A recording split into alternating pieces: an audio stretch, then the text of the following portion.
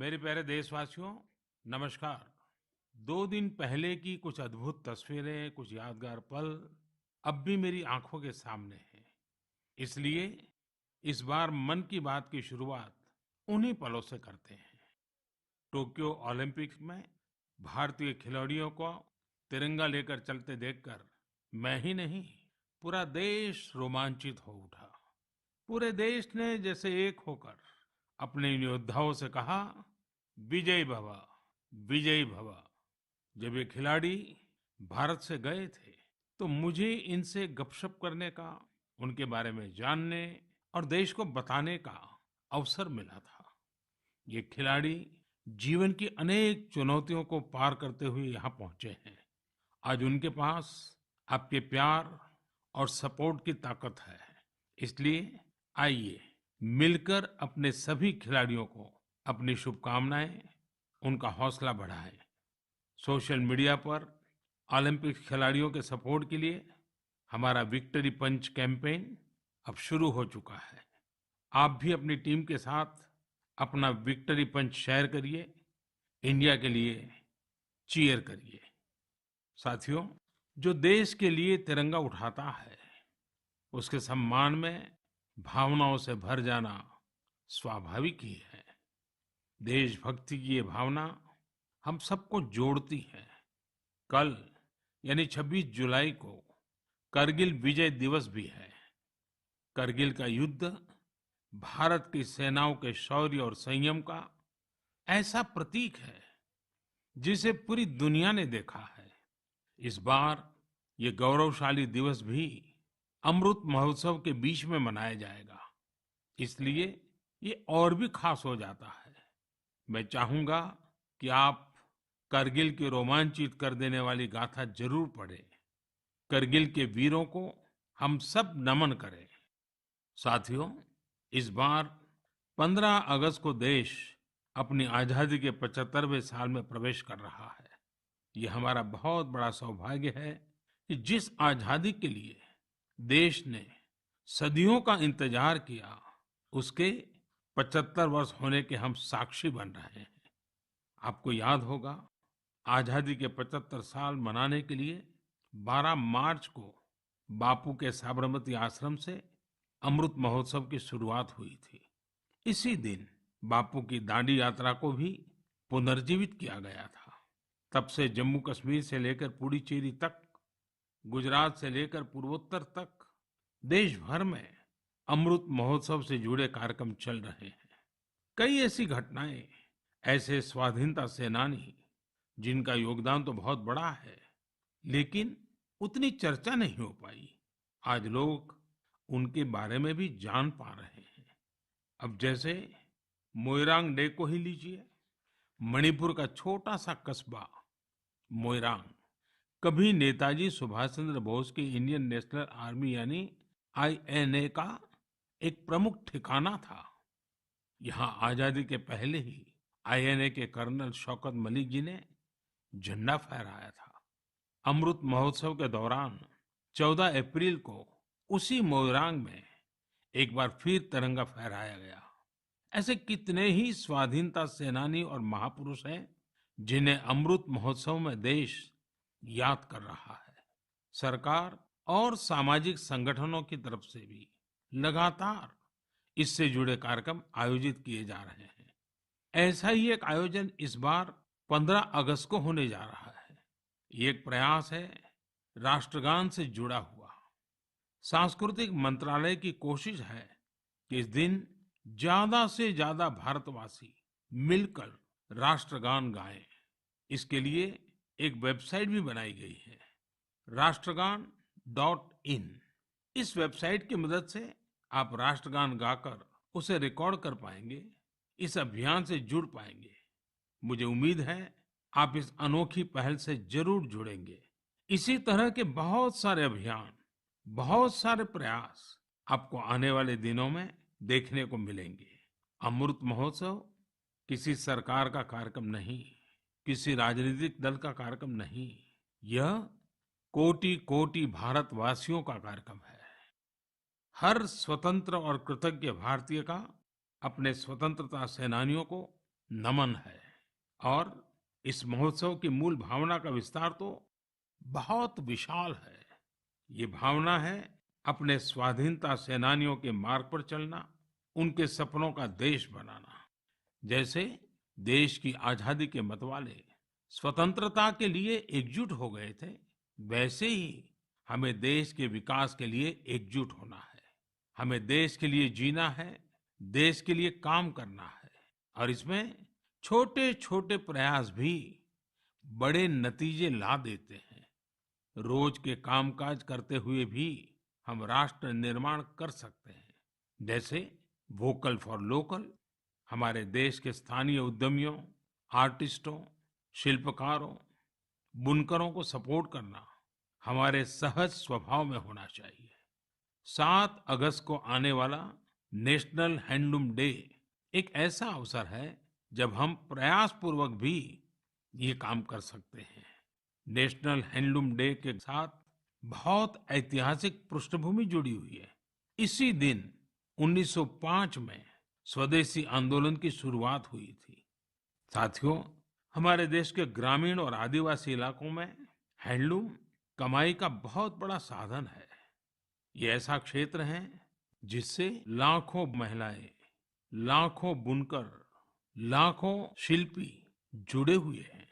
आपके छोटे छोटे प्रयास बुनकरों में एक नई उम्मीद जगाएंगे। आप स्वयं कुछ न कुछ खरीदें और अपनी बात दूसरों को भी बताएं। और जब हम आजादी के 75 साल मना रहे हैं, तब तो इतना करना हमारी जिम्मेवारी बनती ही है भाइयों। आपने देखा होगा, साल 2014 के बाद से ही मन की बात में हम अक्सर खादी की बात करते हैं। ये आपका ही प्रयास है कि आज देश में खादी की बिक्री कई गुना बढ़ गई है। क्या कोई सोच सकता था कि खादी के किसी स्टोर से एक दिन में 1 करोड़ रुपए से अधिक की बिक्री हो सकती है? लेकिन आपने ये भी कर दिखाया है। आप जब भी कहीं पर खादी का कुछ खरीदते हैं, तो इसका लाभ हमारे गरीब बुनकर भाइयों बहनों को ही होता है। इसलिए खादी खरीदना एक तरह से जन सेवा भी है, देश सेवा भी है। मेरा आपसे आग्रह है कि आप सभी मेरे प्यारे भाइयों बहनों, ग्रामीण इलाकों में बन रहे हैंडलूम प्रोडक्ट्स जरूर खरीदें और उसे hashtag my handloom my pride के साथ शेयर करें। साथियों, बात जब आजादी के आंदोलन और खादी की हो, तो पूज्य बापू का स्मरण होना स्वाभाविक है।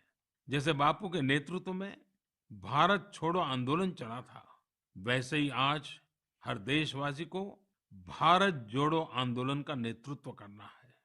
ये हमारा कर्तव्य है कि हम अपना काम ऐसे करें जो विविधताओं से हमारे भारत को जोड़ने में मददगार हो। तो आइए हम अमृत महोत्सव को ये अमृत संकल्प लें कि देश ही हमारी सबसे बड़ी आस्था, सबसे बड़ी प्राथमिकता बना रहेगा। नेशन फर्स्ट, ऑलवेज फर्स्ट के मंत्र के साथ ही हमें आगे बढ़ना है। मेरे प्यारे देशवासियों, आज मैं मन की बात सुन रहे मेरे युवा साथियों का विशेष आभार व्यक्त करना चाहता हूँ। अभी कुछ दिन पहले ही माय गॉव की ओर से मन की बात के श्रोताओं को लेकर एक स्टडी की गई थी। इस स्टडी में ये देखा गया कि मन की बात के लिए संदेश और सुझाव भेजने वालों में प्रमुखतः कौन लोग हैं। स्टडी के बाद ये जानकारी सामने आई कि संदेश और सुझाव भेजने वालों में से करीब करीब 75% लोग 35 वर्ष की आयु से कम के होते हैं। यानी भारत की युवा शक्ति के सुझाव मन की बात को दिशा दे रहे हैं। मैं इसे बहुत अच्छे संकेत के रूप में देखता हूँ। मन की बात एक ऐसा माध्यम है जहाँ सकारात्मकता है, संवेदनशीलता है। मन की बात में हम पॉजिटिव बातें करते हैं। इसका कैरेक्टर कलेक्टिव है। सकारात्मक विचारों और सुझावों के लिए भारत के युवाओं की ये सक्रियता मुझे आनंदित करती है। मुझे इस बात की भी खुशी है कि मन की बात के माध्यम से मुझे युवाओं के मन को भी जानने का अवसर मिलता है। साथियों, आप लोगों से मिले सुझाव ही मन की बात की असली ताकत है। आपके सुझाव ही मन की बात के माध्यम से भारत की विविधता को प्रकट करते हैं। भारतवासियों के सेवा और त्याग की खुशबू को चारों दिशाओं में फैलाते हैं। हमारे मेहनत कश युवाओं के इनोवेशन से सबको प्रेरित करते हैं। मन की बात में आप कई तरह के आइडियाज भेजते हैं। हम सभी पर तो चर्चा नहीं कर पाते, लेकिन उनमें से बहुत से आइडियाज को मैं संबंधित विभागों को जरूर भेजता हूं, ताकि उन पर आगे काम किया जा सके। साथियों, मैं आपको साई प्रणीत जी के प्रयासों के बारे में बताना चाहता हूँ। साई प्रणीत जी एक सॉफ्टवेयर इंजीनियर है, आंध्र प्रदेश के रहने वाले हैं। पिछले वर्ष उन्होंने देखा कि उनके यहाँ मौसम की मार की वजह से किसानों को काफी नुकसान उठाना पड़ा था। मौसम विज्ञान में उनकी दिलचस्पी बरसों से थी, इसलिए उन्होंने अपनी दिलचस्पी और अपने टैलेंट को किसानों की भलाई के लिए इस्तेमाल करने का फैसला किया। अब वे अलग-अलग डेटा सोर्सेज से वेदर डेटा खरीदते हैं, उसका विश्लेषण करते हैं और स्थानीय भाषा में अलग-अलग माध्यमों से किसानों के पास जरूरी जानकारी पहुंचाते हैं। वेदर अपडेट्स के अलावा प्रणीत जी अलग-अलग क्लाइमेट कंडीशंस में लोगों को क्या करना चाहिए, गाइडेंस भी देते हैं। खासकर बाढ़ से बचने के लिए या फिर तूफान या बिजली गिरने पर कैसे बचा जाए, इस बारे में भी वो लोगों को बताते हैं। साथियों, एक और इस नौजवान सॉफ्टवेयर इंजीनियर का ये प्रयास दिल को छूने वाला है, तो दूसरी ओर हमारे एक साथी के द्वारा किया जा रहा टेक्नोलॉजी का उपयोग भी आपको अचंभित कर देगा। ये साथी हैं ओडिशा के संबलपुर जिले के एक गांव में रहने वाले श्रीमान इसाक मुंडा जी। इसाक जी कभी एक दिहाड़ी मजदूर के रूप में काम करते थे, लेकिन अब वे एक इंटरनेट सेंसेशन बन गए हैं। अपने यूट्यूब चैनल से वो काफी रुपये कमा रहे हैं। वे अपने वीडियोस में स्थानीय व्यंजन, पारंपरिक खाना बनाने के तरीके, अपने गांव, अपनी लाइफस्टाइल, परिवार और खान पान की आदतों को प्रमुखता से दिखाते हैं। एक यूट्यूबर के रूप में उनकी यात्रा मार्च 2020 में शुरू हुई थी, जब उन्होंने ओडिशा के मशहूर स्थानीय व्यंजन पखाल से जुड़ा एक वीडियो पोस्ट किया था। तब से वे सैकड़ों वीडियो पोस्ट कर चुके हैं। उनका ये प्रयास कई कारणों से सबसे अलग है, खासकर इसलिए कि इससे शहरों में रहने वाले लोगों को वो जीवन शैली देखने का अवसर मिलता है जिसके बारे में वे बहुत कुछ नहीं जानते। इसाक मुंडा जी कल्चर और कुजिन दोनों को बराबर मिलाकर के सेलिब्रेट कर रहे हैं और हम सबको प्रेरणा भी दे रहे हैं। साथियों, जब हम टेक्नोलॉजी की चर्चा कर रहे हैं, तो मैं एक और इंटरेस्टिंग विषय की चर्चा करना चाहता हूँ। आपने हाल फिलहाल में पढ़ा होगा, देखा होगा कि आईआईटी मद्रास के एलुमनी द्वारा स्थापित एक स्टार्टअप ने एक 3D प्रिंटेड हाउस बनाया है। 3D प्रिंटिंग करके घर का निर्माण, आखिर ये हुआ कैसे? दरअसल इस स्टार्टअप ने सबसे पहले 3D प्रिंटर में एक 3 डायमेंशनल डिजाइन को फीड किया और फिर एक विशेष प्रकार के कंक्रीट के माध्यम से लेयर बाय लेयर एक 3D स्ट्रक्चर फैब्रिकेट कर दिया। आपको यह जानकर खुशी होगी कि देश भर में इस प्रकार के कई प्रयोग हो रहे हैं। एक समय था जब छोटे छोटे कंस्ट्रक्शन के काम में भी वर्षों लग जाते थे, लेकिन आज टेक्नोलॉजी की वजह से भारत में स्थिति बदल रही है। कुछ समय पहले हमने दुनिया भर की ऐसी इनोवेटिव कंपनीज को आमंत्रित करने के लिए एक global housing technology challenge launch किया था। ये देश में अपनी तरह का अलग तरह का अनोखा प्रयास है, इसलिए हमने इन्हें लाइट हाउस प्रोजेक्ट्स का नाम दिया। फिलहाल देश में 6 अलग-अलग जगहों पर लाइट हाउस प्रोजेक्ट्स पर तेजी से काम चल रहा है। इन लाइट हाउस प्रोजेक्ट्स में मॉडर्न टेक्नोलॉजी और इनोवेटिव तौर तरीकों का इस्तेमाल किया जाता है। इससे कंस्ट्रक्शन का टाइम कम हो जाता है, साथ ही जो घर बनते हैं वो अधिक टिकाऊ, किफायती और आरामदायक होते हैं। मैंने हाल ही में ड्रोन्स के जरिए इन प्रोजेक्ट्स की समीक्षा भी की और कार्य की प्रगति को लाइव देखा। इंदौर के प्रोजेक्ट में ब्रिक और मोर्टार वॉल्स की जगह pre fabricated sandwich panel system का इस्तेमाल किया जा रहा है। राजकोट में लाइट हाउस फ्रेंच टेक्नोलॉजी से बनाए जा रहे हैं, जिनमें टनल के जरिए मोनोलिथिक कंक्रीट कंस्ट्रक्शन टेक्नोलॉजी का इस्तेमाल हो रहा है। इस टेक्नोलॉजी से बने घर आपदाओं का सामना करने में कहीं अधिक सक्षम होंगे। चेन्नई में अमेरिका और फिनलैंड की technologies pre cast concrete system का उपयोग किया जा रहा है। इससे मकान जल्दी भी बनेंगे और लागत भी कम आएगी। रांची में जर्मनी के 3D कंस्ट्रक्शन सिस्टम का प्रयोग करके घर बनाए जाएंगे।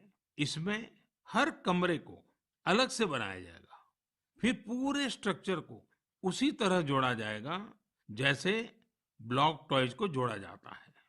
अगरतला में न्यूजीलैंड की टेक्नोलॉजी का उपयोग कर स्टील फ्रेम के साथ मकान बनाए जा रहे हैं, जो बड़े भूकंप को झेल सकते हैं।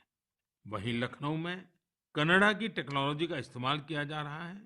इसमें प्लास्टर और पेंट की जरूरत नहीं होगी और तेजी से घर बनाने के लिए पहले से ही तैयार दीवारों का प्रयोग किया जाएगा। साथियों, आज देश में ये प्रयास हो रहा है कि ये प्रोजेक्ट इंक्यूबेशन सेंटर्स की तरह काम करे। इससे हमारे प्लानर्स, आर्किटेक्ट्स, इंजीनियर्स और स्टूडेंट्स नई टेक्नोलॉजी को जान सकेंगे और उसका एक्सपेरिमेंट भी कर पाएंगे। मैं इन बातों को खास तौर पर अपने युवाओं के लिए साझा कर रहा हूँ, ताकि हमारे युवा राष्ट्र हित में टेक्नोलॉजी के नए नए क्षेत्रों की ओर प्रोत्साहित हो सके। मेरे प्यारे देशवासियों, आपने अंग्रेजी की एक कहावत सुनी होगी, to learn is to grow, यानी सीखना ही आगे बढ़ना है। जब हम कुछ नया सीखते हैं तो हमारे लिए प्रगति के नए नए रास्ते खुद ब खुद खुल जाते हैं। जब भी कहीं लीक से हटकर कुछ नया करने का प्रयास हुआ है, मानवता के लिए नए द्वार खुले हैं, एक नए युग का आरंभ हुआ है। और आपने देखा होगा, जब कहीं कुछ नया होता है तो उसका परिणाम हर किसी को आश्चर्यचकित कर देता है। अब जैसे कि अगर मैं आपसे पूछूं कि वो कौन से राज्य हैं जिन्हें आप सेब एप्पल के साथ जोड़ेंगे, तो जाहिर है कि आपके मन में सबसे पहले हिमाचल प्रदेश, जम्मू कश्मीर और उत्तराखंड का नाम आएगा। पर अगर मैं कहूं कि इस लिस्ट में आप मणिपुर को भी जोड़ दीजिए, तो शायद आप आश्चर्य से भर जाएंगे। कुछ नया करने के जज्बे से भरे युवाओं ने मणिपुर में ये कारनामा कर दिखाया है। आजकल मणिपुर के उखरुल जिले में सेब की खेती जोर पकड़ रही है। यहाँ के किसान अपने बागानों में सेब उगा रहे हैं। सेब उगाने के लिए इन लोगों ने बाकायदा हिमाचल जाकर ट्रेनिंग भी ली है। इनमें से एक हैं टीएस रिंगफामी योंग। ये पैसे से एक एरोनॉटिकल इंजीनियर है। उन्होंने अपनी पत्नी श्रीमती टीएस एंजल के साथ मिलकर सेब की पैदावार की है। इसी तरह अवुंगशी शिमरे ऑगस्टिन ने भी अपने बागान में सेब का उत्पादन किया है। अवुंगशी दिल्ली में जॉब करती थी। ये छोड़कर वो अपने गांव लौट गई और सेब की खेती शुरू की। मणिपुर में आज ऐसे कई एप्पल ग्रोवर हैं जिन्होंने कुछ अलग और नया करके दिखाया है। साथियों, हमारे आदिवासी समुदाय में बेर बहुत लोकप्रिय रहा है। आदिवासी समुदायों के लोग हमेशा से बेर की खेती करते रहे हैं, लेकिन कोविड-19 महामारी के बाद इसकी खेती विशेष रूप से बढ़ती जा रही है।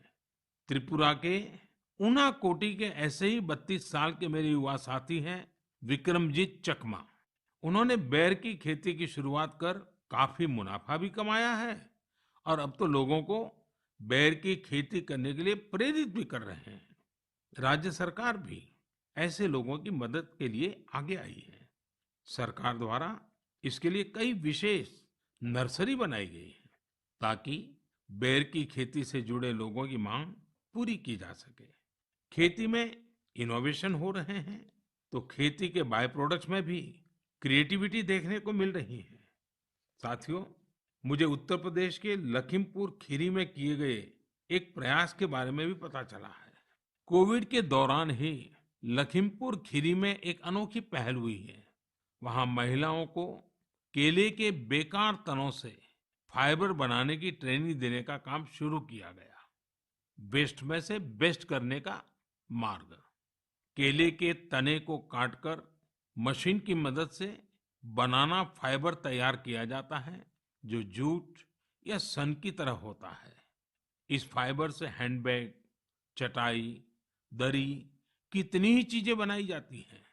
इससे एक तो फसल के कचरे का इस्तेमाल शुरू हो गया, वहीं दूसरी तरफ गांव में रहने वाली हमारी बहनों बेटियों को आय का एक और साधन मिल गया। बनाना फाइबर के इस काम से एक स्थानीय महिला को 400 से 600 रुपये प्रतिदिन की कमाई हो जाती है। लखीमपुर खीरी में सैकड़ों एकड़ जमीन पर केले की खेती होती है। केले की फसल के बाद आमतौर पर किसानों को इसके तने को फेंकने के लिए अलग से खर्च करना पड़ता था। अब उनके पैसे भी बच जाते हैं। यानी आम के आम, गुठलियों के दाम। ये कहावत यहाँ बिल्कुल सटीक बैठती है। साथियों, एक और बनाना फाइबर से प्रोडक्ट्स बनाए जा रहे हैं, वहीं दूसरी तरफ केले के आटे से डोसा और गुलाब जामुन जैसे स्वादिष्ट व्यंजन भी बन रहे हैं। कर्नाटक के उत्तर कन्नड़ और दक्षिण कन्नड़ जिलों में महिलाएं यह अनूठा कार्य कर रही हैं। ये शुरुआत भी कोरोना काल में ही हुई है। इन महिलाओं ने न सिर्फ केले के आटे से डोसा, गुलाब जामुन जैसी चीजें बनाई, बल्कि इनकी तस्वीरों को सोशल मीडिया पर शेयर भी किया है। जब ज्यादा लोगों को केले के आटे के बारे में पता चला, तो उसकी डिमांड भी बढ़ी और इन महिलाओं की आमदनी भी। लखीमपुर खीरी की तरह यहाँ भी इस इनोवेटिव आइडिया को महिलाएं ही लीड कर रही हैं। साथियों, ऐसे उदाहरण जीवन में कुछ नया करने की प्रेरणा बन जाते हैं। आपके आसपास भी ऐसे अनेक लोग होंगे। जब आपका परिवार मन की बातें कर रहा हो, तो आप इन्हें भी अपनी गपशप का हिस्सा बनाइए। कभी समय निकालकर बच्चों के साथ ऐसे प्रयासों को देखने भी जाइए, और अवसर मिल जाए तो खुद भी ऐसा कुछ कर दिखाइए। और हाँ, यह सब आप मेरे साथ नमो ऐप या माई गॉव पर साझा करेंगे तो मुझे और अच्छा लगेगा। मेरे प्यारे देशवासियों, हमारे संस्कृत ग्रंथों में एक श्लोक है, आत्मार्थम जीव लोके अस्मिन्, को न जीवति ही मानवः परम परोपकार्थम यो जीवति स जीवति। अर्थात अपने लिए तो संसार में हर कोई जीता है, लेकिन वास्तव में वही व्यक्ति जीता है जो परोपकार के लिए जीता है। भारत माँ के बेटे बेटियों के परोपकारी प्रयासों की बातें, यही तो मन की बात है। आज भी ऐसे ही कुछ और साथियों के बारे में हम बात करते हैं। एक साथी चंडीगढ़ शहर के हैं। चंडीगढ़ में मैं भी कुछ वर्षों तक रह चुका हूँ। यह बहुत खुशमिजाज और खूबसूरत शहर है। यहाँ रहने वाले लोग भी दिलदार हैं। और हाँ, अगर आप खाने के शौकीन हो तो यहाँ आपको और आनंद आएगा। इसी चंडीगढ़ के सेक्टर 29 में संजय राणा जी फूड स्टॉल चलाते हैं और साइकिल पर छोले भटूरे बेचते हैं। एक दिन उनकी बेटी रिद्धिमा और भतीजी रिया एक आइडिया के साथ उनके पास आई। दोनों ने उनसे कोविड वैक्सीन लगवाने वालों को फ्री में छोले भटूरे खिलाने को कहा। वे इसके लिए खुशी खुशी तैयार हो गए। उन्होंने तुरंत ये अच्छा और नेक प्रयास शुरू भी कर दिया। संजय राणा जी के छोले भटूरे मुफ्त में खाने के लिए आपको दिखाने पड़ेगा कि आपने उसी दिन वैक्सीन लगवाई है। वैक्सीन का मैसेज दिखाते ही वे आपको स्वादिष्ट छोले भटूरे दे देंगे। कहते हैं, समाज की भलाई के काम के लिए पैसे से ज्यादा सेवा भाव, कर्तव्य भाव की ज्यादा आवश्यकता होती है। हमारे संजय भाई इसी को सही साबित कर रहे हैं। साथियों, ऐसे ही एक और काम की चर्चा आज करना चाहूंगा।